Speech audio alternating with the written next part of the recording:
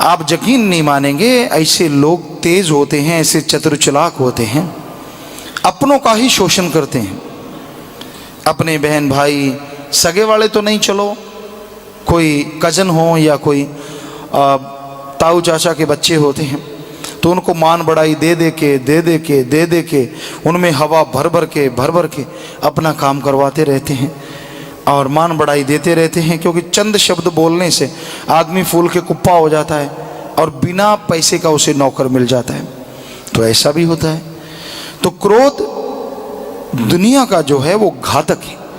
जिस तरह से गर्म पानी जो होता है वो कभी घरों को जलाया नहीं करता और आग जला के राख कर देती है। गर्म पानी में अगर नीम के पत्ते और कुछ हल्दी वगैरह डाल के जख्म धोया जाए तो ये एंटीबायोटिक का काम करती है।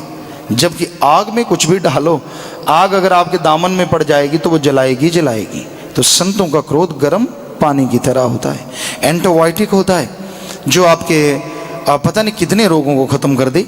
लेकिन आग, दुनियावी क्रोध आग के मानिंद होता है, जो खुद को भी जलाती है और जो उसके संग करेगा उसको भी जला देती है। फिर है मोह ममता। अपने बच्चों को प्यार करो, अच्छे संस्कार दो, उनको अपने पैरों पे खड़ा करो।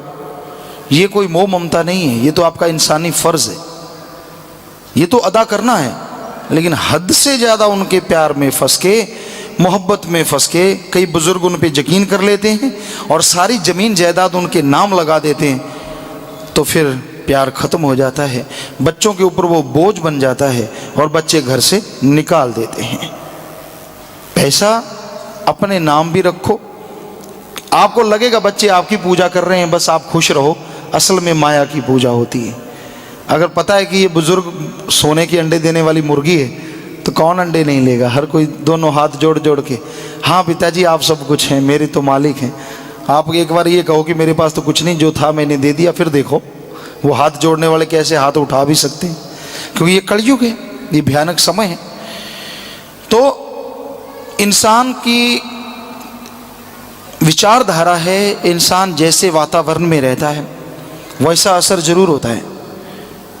अगर कोई संत पीर फकीरों की परवरिश में पल के बड़ा होता है तो वो सीधा साधा अल्लाह वाहिगुरु राम का नाम लेने वाला होता है। उसमें चतुर चालाकी नहीं होती, कोई गुंजलधार बुजारत नहीं होती, वो सीधा साधा बेचारा अपना सब कुछ न्यौछावर कर देता है। और कोई छल कपट में जीवन गुजारता है, बचपन से लेके छल कपटी देखता है, लोगों को बुद्धू बनाना, लोगों को मूर्ख बनाना, लोगों को बात बात पे ठग लेना या लोगों को झांसे देना।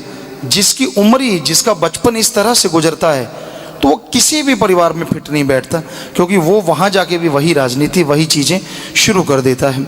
और आदमी घबरा जाता है कि क्या ऐसे भी लोग दुनिया में होते हैं जो सोने की खान को भी ठोकर मार दे, जो सब कुछ देने वाले की भी तरफ मुंह मोड़ दे। ऐसा भी होता है संसार में। तो मोह ममता अंधे ना बनो। कोई आपका आदमी बुरे कर्म करता है, गलत राह पे चलता है, ये मत सोचो कि वो मेरा बेटा है, मेरा भाई, मेरा बहन, मेरा कुछ भी लगता है। आप तो भाई हैं उसके, तो बहन हैं, तो माँ हैं, तो बाप हैं। अगर आप उसको बुरे कर्मों से हटा देते हैं, अगर उसमें सहयोग देने लगते हैं तो आप अपनी बेड़ी में बट्टे डालने शुरू करते हैं। आप डूबेंगे और परिवारजन को भी डुबो देंगे। इसलिए आदमी को मोह ममता में अंधा नहीं होना चाहिए।